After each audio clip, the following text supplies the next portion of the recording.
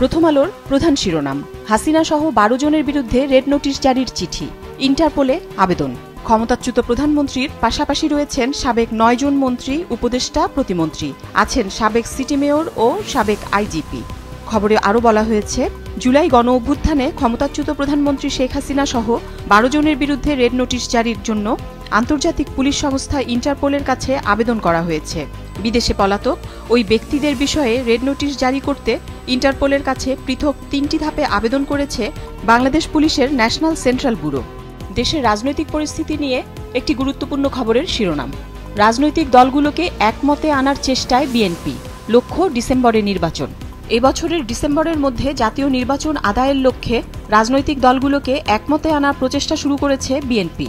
এতে যুগপৎ কর্মসূচির শরিকেরা ছাড়াও বিগত ফ্যাসিবাদ বিরোধী আন্দোলনে সক্রিয় ছিল এমন রাজনৈতিক দল, জোট ও সংগঠনগুলোকে অন্তর্ভুক্ত করার চেষ্টা থাকবে বলে বিএনপির নীতি নির্ধারণী পর্যায়ের সূত্র থেকে জানা গেছে।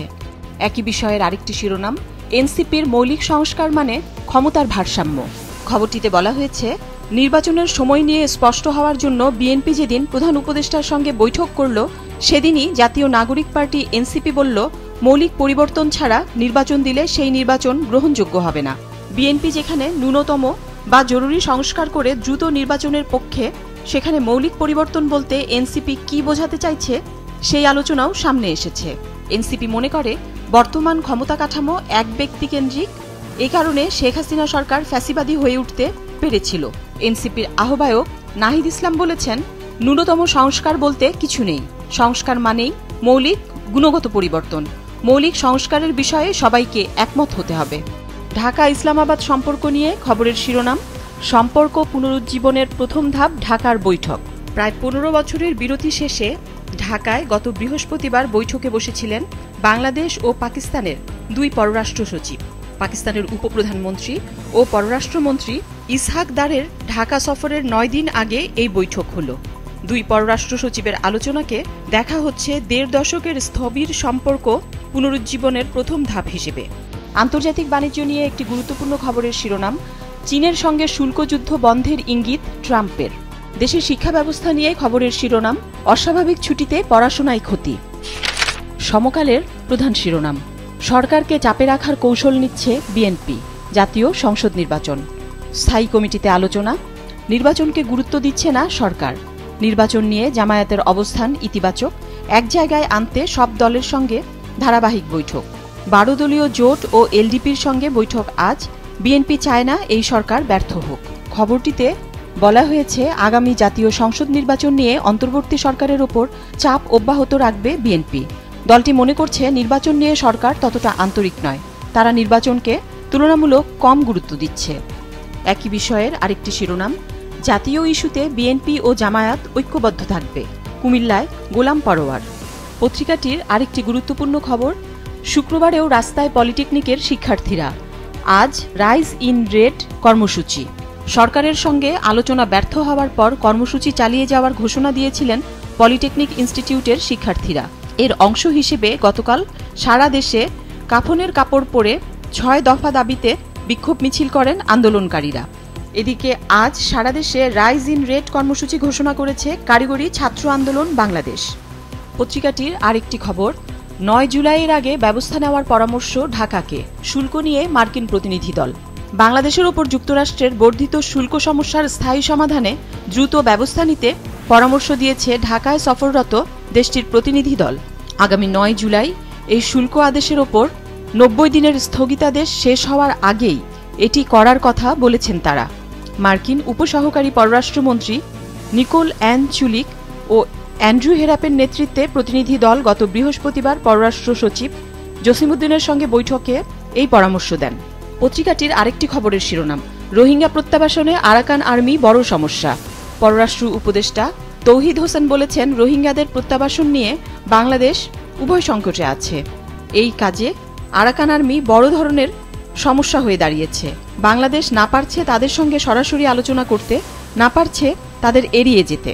গতকাল ফরেন সার্ভিস ডে উপলক্ষে কর্মকর্তাদের উদ্দেশ্যে দেয়া বক্তব্যে তিনি এই মন্তব্য করেন।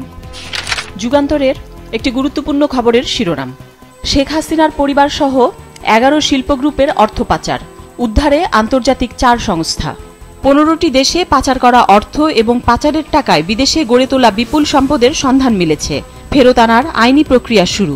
200 কোটি টাকার বেশি পাচারের অর্থ উদ্ধারে আইনি ফার্ম নিয়োগ, ব্যবহার করা হবে লিটিগেশন ফান্ড। বাংলাদেশের নির্বাচন নিয়ে প্রতিবেশী দেশ ভারতের মন্তব্য ঘিরে একটি খবরের শিরোনাম। হাসিনা ও আওয়ামী লীগের পুনর্বাসনী উদ্দেশ্য, অন্তর্ভুক্তিমূলক নির্বাচনের বয়ান ভারতের। খবরটিতে বলা হয়েছে, বাংলাদেশে দ্রুত এবং অন্তর্ভুক্তিমূলক নির্বাচনের পক্ষে ভারতের অবস্থান এখন প্রকাশ্য। যদিও আওয়ামী লীগ আমলে অনুষ্ঠিত 3টি নির্বাচন অন্তর্ভুক্তিমূলক না হলেও দেশটি কোনো কথা বলেনি, বরং সমর্থন দিয়েছে, এমন মন্তব্য করেছেন বিশ্লেষকরা। তাদের মতে, ভারতের এই মুহূর্তের অবস্থান বাংলাদেশের অভ্যন্তরীণ বিষয়ে অনধিকার চর্চা, যা কূটনীতির শিষ্টাচার বর্জিত এবং এর নৈতিক ভিত্তি খুবই দুর্বল। নিত্যপণ্যের বাজার নিয়ে একটি খবরের শিরোনাম, ভরা মৌসুমে 30 টাকার পেঁয়াজ 70 টাকা, সরকারকে বেকায়দায় ফেলতে আবার চক্রান্ত। খবরটিতে বলা হয়েছে, ভরা মৌসুমে পেঁয়াজের দাম 1 লাফে দ্বিগুণ হয়েছে। 30-35 টাকার পেঁয়াজ খুচরা বাজারে বিক্রি হচ্ছে 70 টাকায়। রমজানে পেঁয়াজের বাজার নিয়ন্ত্রণে থাকলেও 2 সপ্তাহ না যেতেই হঠাৎ কেন এর দাম কেজি প্রতি দ্বিগুণ বাড়ল, সে বিষয়ে অনুসন্ধানে জানা গেছে কিছু গুরুত্বপূর্ণ তথ্য। বাজারে সরবরাহের জন্য কৃষকের কাছ থেকে যারা সরাসরি পেঁয়াজ কেনেন, তারা সেই পেঁয়াজ বাজারে না ছেড়ে অবৈধভাবে মজুত শুরু করেছেন। চক্রটি ভারত থেকে পেঁয়াজ আমদানি বন্ধের অজুহাত সামনে এনে বাজারে অস্থিরতা সৃষ্টির পায়তারা করছে। আজকের পত্রিকার একটি গুরুত্বপূর্ণ খবরের শিরোনাম, মালয়েশিয়ায় 22,000 অবৈধ অভিবাসী আটক, 165 বাংলাদেশি। খবরটিতে বলা হয়েছে, অবৈধ অভিবাসী আটকে দেশ জুড়ে ব্যাপক অভিযান শুরু করেছে মালয়েশিয়া। গত বুধবার পর্যন্ত দেশটিতে 22,000 অবৈধ অভিবাসী আইন শৃঙ্খলা রক্ষাকারী বাহিনীর হাতে আটক হয়েছেন। গতকাল মালয়েশিয়ার গণমাধ্যম নিউ স্ট্রেস টাইমসের খবরে এই তথ্য জানানো হয়েছে। এতে বলা হয়েছে, আটক অবৈধ অভিবাসীর মধ্যে বাংলাদেশি রয়েছেন 165 জন। দৈনিক কালবেলার একটি বিশেষ খবরের শিরোনাম, অক্সিলারি ফোর্স জানে না তাদের কাজ কি। খবরটিতে বলা হয়েছে, ভঙ্গুর আইন শৃঙ্খলা পরিস্থিতি স্বাভাবিক করতে পুলিশের সহায়ক হিসেবে অক্সিলারি ফোর্স নিয়োগের কথা জানিয়েছিলেন ঢাকা মহানগর পুলিশ কমিশনার। সেই অনুযায়ী 426 সদস্যের অক্সিলারি ফোর্স গঠন করা হয়। গত রমজান মাসে এই ফোর্সের কার্যক্রম শুরু হলেও এর সদস্যরাই জানেন না তাদের কাজ কি। কোনো প্রশিক্ষণ ছাড়াই শুধু হাতে একটি পরিচয়পত্র ধরিয়ে দিয়ে থানা থেকে বলা হয়েছে, আপনি অক্সিলারি ফোর্সের সদস্য। খবরটিতে আরও বলা হয়েছে, অনেক থানায় তাদের তথ্যদাতা হিসেবে কাজ করতে বলা হয়েছে। পরিচয়পত্র দিলেও দেওয়া হয়নি কোনো প্রশিক্ষণ। অনেক পুলিশ কর্মকর্তা জানেন না তাদের এলাকার অক্সিলারি ফোর্সের সদস্য কারা। দেশ রূপান্তরের একটি গুরুত্বপূর্ণ খবরের শিরোনাম, বদলি করেও সরানো যাচ্ছে না পুলিশ কর্মকর্তাদের। সহস্রাধিক কর্মকর্তা মধুর কর্মস্থল ছাড়তে নারাজ, ব্যবস্থা নিতে হিমশিম খাচ্ছে পুলিশ সদর দপ্তর।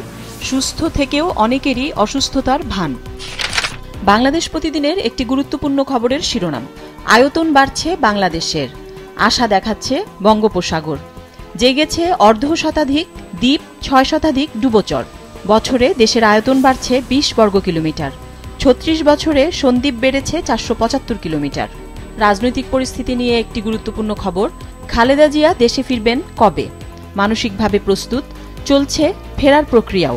খবরটিতে বলা হয়েছে, মে মাসের প্রথম সপ্তাহে দেশে ফিরছেন বিএনপি চেয়ারপারসন সাবেক প্রধানমন্ত্রী বেগম খালেদা জিয়া। দেশে ফিরতে মানসিকভাবে প্রস্তুত তিনি, চলছে অন্যান্য প্রস্তুতিও। কালের কণ্ঠের একটি গুরুত্বপূর্ণ খবরের শিরোনাম, এখনও উদ্ধার হয়নি 1300 অস্ত্র, 2.5 লাখ গোলাবারুদ, পুলিশের বড় চ্যালেঞ্জ। ভোটের আগে অস্ত্র উদ্ধারের নির্দেশ, উদ্ধার না হওয়া পুলিশের আগ্নেয়াস্ত্র ও গোলাবারুদ আইন শৃঙ্খলার জন্য বড় হুমকি। খুন ডাকাতিতেও এসব অস্ত্র।